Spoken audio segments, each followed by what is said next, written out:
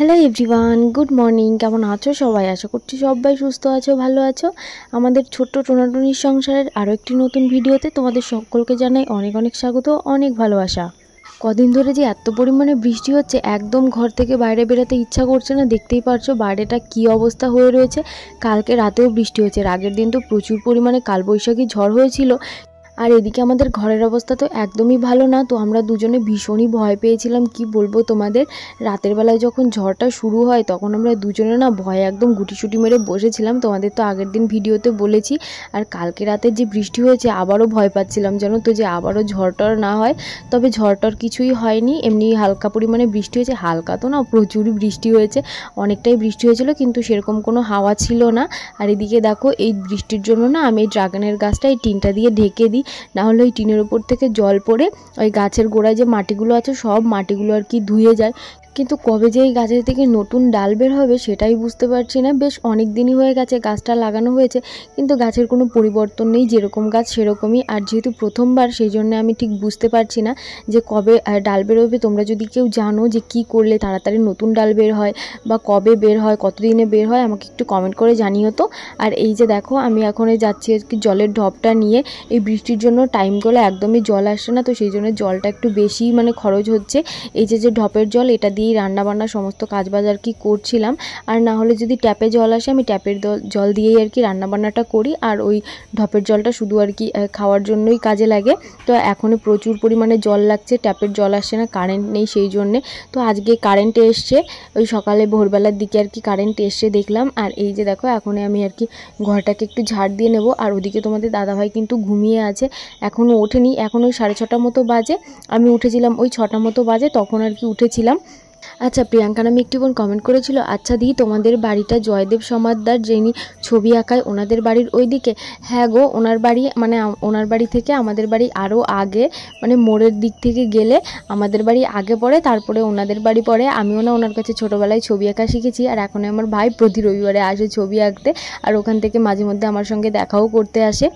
আর হ্যাঁ, অমিত নামে একটি ভাই কমেন্ট করে বলেছিল, আমি মালদা থেকে দেখি তোমার ভিডিও দিদি ভাই, প্লিজ একবার আমার নামটা নিও। আমার নাম হলো অমিত। তো ভাই আমি তোমার নাম নিয়েছি, তুমি ভিডিওটা দেখলে অবশ্যই কমেন্ট করে জানিও। আর আমার ভিডিও দেখার জন্য অনেক অনেক ভালোবাসা। আরও একটা বোন কমেন্ট করে বলেছে, আমি নদিয়া থেকে বলছি দিদি ভাই, আমার নামটা নিও প্লিজ, আমার নাম সীমা। তো বোন আমি তোমার নাম নিয়েছি, তুমি ভিডিওটা দেখলে অবশ্যই কিন্তু একটা কমেন্ট করে যেও। আচ্ছা, একটা বোন কমেন্ট করেছে, দিদি আমি পায়েল মালদিয়া থেকে দেখছি, প্লিজ আমার নাম নিও। তো বোন আমি তোমার নাম নিয়েছি, তুমি ভিডিওটা দেখলে অবশ্যই একটা কমেন্ট করে যেও, আর এভাবেই আমার পাশে থেকো।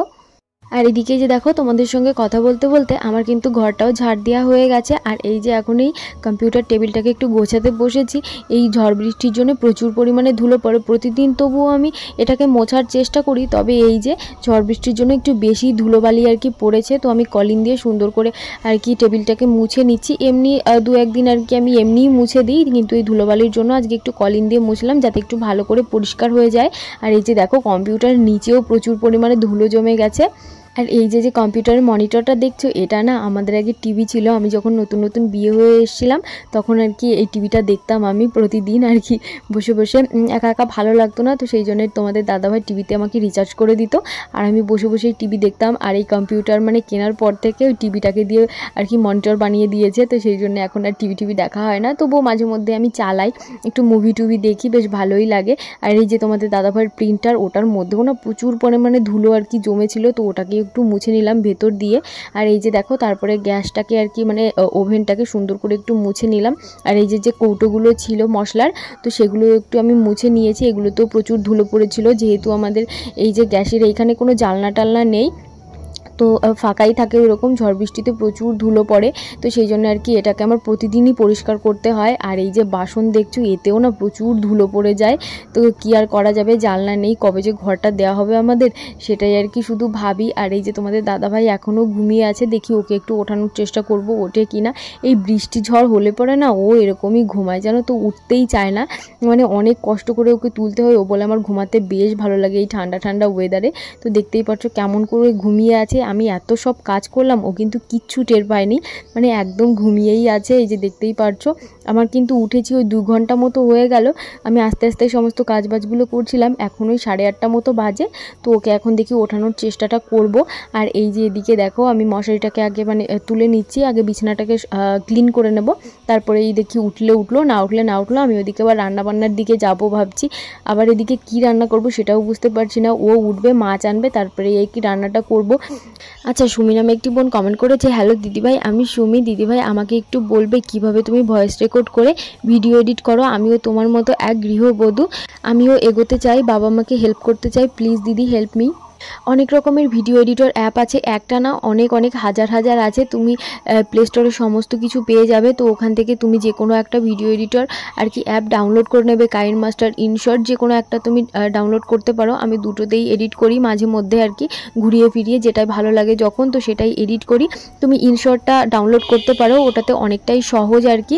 তো আর যেভাবে আর কি এডিট করতে হয় সেগুলো তুমি ইউটিউবেও পেয়ে যাবে আর কি, কীভাবে কি করতে হয়, কোন অ্যাপে কীরকম করে কাজ করতে হয় সমস্ত কিছু পেয়ে যাবে। আমি তো ভিডিওতে ওরকমভাবে কিছু বলতে পারছি না, তো ওখানে আর কি ইনশর্টে ভয়েস বলে একটা অপশান আছে, ওখান থেকে তুমি ভয়েস রেকর্ড করতে পারো।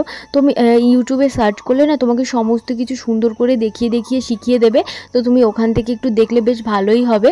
আর এই যে এদিকে দেখো, তোমাদের দাদাভাই ঘুম থেকে উঠে মাছ কিনে নিয়ে এসছে। আমি আর কি আমাদের ও বাড়ি থেকে এই যে একটু কচু নিয়ে এসেছিলাম, কচুর তরকারি রুই মাছ দিয়ে কিন্তু দারুণ লাগে খেতে। তো কচুটা আনার আগেই আমি তোমাদের দাদাভাইকে বলেছিলাম যে একটু রুই মাছ আনবে, তাহলে আর কি কচুর তরকারিটা রান্না করব। তো এই কদিন ধরে অনেক সবজি ছিল, তো সেই জন্য আর কি রান্নাটা হয়নি, মাছও ছিল, আর ওই সবজিগুলো নষ্ট হয়ে যাচ্ছিলো, তো কী আর করা যাবে, সেই জন্য ওই সবজিগুলোই আগে খাওয়া হয়েছে। তারপরে আজকে এই যে সমস্ত সবজি ফুরিয়ে গেছে, তারপরেই আর কি কচুটা রান্না করছি। অনেক দিনই হয়ে গেছে, 5-6 দিন হয়ে গেছে কচুটা আনা হয়েছে, তবে কচুটা না দারুণ টেস্টি, কি বলবো, ভীষণ মিষ্টি জানো তো, আর একদম আঠা আঠা হয়ে যায়। তোমাদের দাদাভাই তো খেয়ে ভীষণ পছন্দ করেছে, বলেছে আবারও যদি হয় কচু তোমাদের বাড়ি আবারও নিয়ে আসবে, এত ভালো কচুটা। আর এই যে দেখো, এদিকে কিন্তু আমার রান্নাবান্না কমপ্লিট হয়ে গেছে, এখানে বেগুন ভেজেছি, আর এই যে ভাত রয়েছে, আর এই যেদিকে তোমাদের দাদাভাইকেও খেতে দিয়ে দিয়েছি। আর এদিকে চলো তোমাদের আমি কচুর তরকারিটা দেখাই, কত সুন্দর হয়েছে। আর কচুর তরকারিতে ঝোল রাখতে হয় জানো তোমরা, কারণ খেতে খেতেই ঝোল যায় শুকিয়ে, তো সেই জন্য দেখতেই পাচ্ছ একটু ঝোল ঝোলই রান্না করেছি। আর এখানে 4 পিস মাছ দিয়ে কচুর তরকারিটা রান্না করেছি, সত্যি দারুণ হয়েছিল খেতে। তোমরা কে কে কচু খেতে পছন্দ করো অবশ্যই কিন্তু কমেন্ট করে জানিও, আমি একাই এই সমস্ত কচুগুলো খাবো। তোমাদের দাদাভাই আবার অত বেশি খায় না, ওর আবার বেশি খেলে না গলাটা চুলকায়, তো সেই জন্য 2-3 পিস খায়, আর আমি একবারে 10 পিস খাই। এত ভালো লাগে আমার কচু, মানে আমার গলা যদি চুলকায় কচু খেয়ে তবুও আমি কচু খাবো, মানে তবুও আমি থামবো না, মানে কচু খেয়েই যাবো, এত ভালো লাগে আমার। আলু থেকে কচুটা বেশি ভালো লাগে।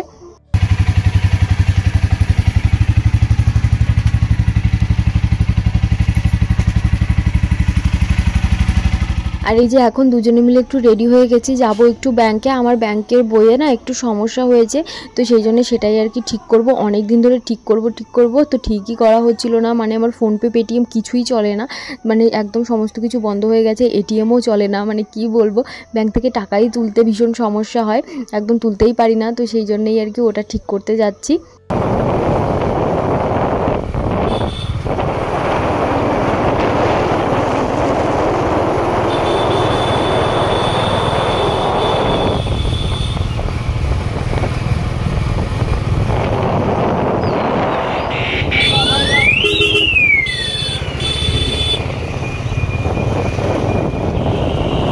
তো এদিকে যে দেখো, আমরা কিন্তু ব্যাংকে চলে এসেছি, আর ব্যাংকে আসার পর থেকে সেরকম ভিডিও করিনি, এই যে একটুখানি ভিডিও করেছি। তারপরে ব্যাংকের ভেতর থেকে একটা ফর্ম দিয়েছিল, তো সেটা এনে আমরা ওই বাড়ি থেকে পেন এনেছিলাম না, তো সেই জন্য ভাবলাম এখান থেকেই লিখিয়ে নিই, কিন্তু এত টাকা নিয়েছে, আগে থেকে জানলে আমরা পেন কিনে লিখেই নিতাম। তো এই যে আমি এখনও বসেছিলাম আর কি ভিডিওটা এডিট করতে, আর এডিট করতে এসে দেখি যে আগের দিনের ভিডিওটা আমার শেষ করা হয়নি।